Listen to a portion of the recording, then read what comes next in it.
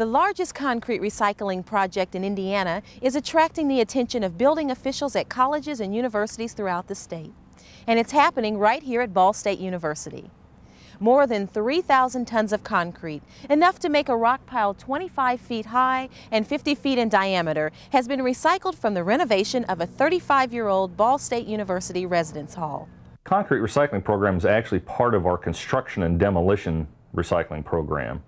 And I've been looking at it for several years, but the advent of the remodeling of Studebaker West, we looked at there was an awful lot of concrete coming out of there, and we decided not to landfill it, but to see if we could grind it. I knew the machinery and the technology existed in other parts of the country, and it was just convincing people that that's what we wanted to do. So we stockpiled at our Heath farm.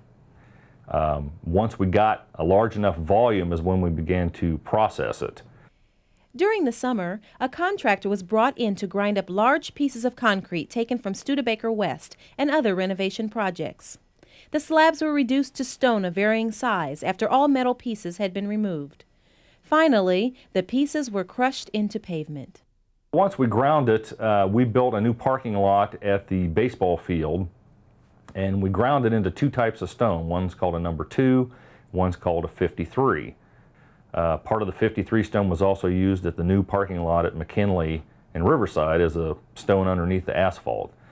We saved a considerable amount of money not to landfill it, plus the cost of the stone. Our processing cost was about $5.50 a ton, whereas it was costing us $8.75 a ton to purchase it on last year's dollar amount. So we know that in 8 years that cost is going to go up even more.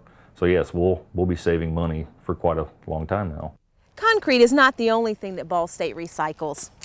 As a member of the College and University Recycling Council, drywall, wood, metals, brick, and other materials from campus renovation projects also find their way to becoming other useful products. For Ball State University, I'm Terry Witt Bailey.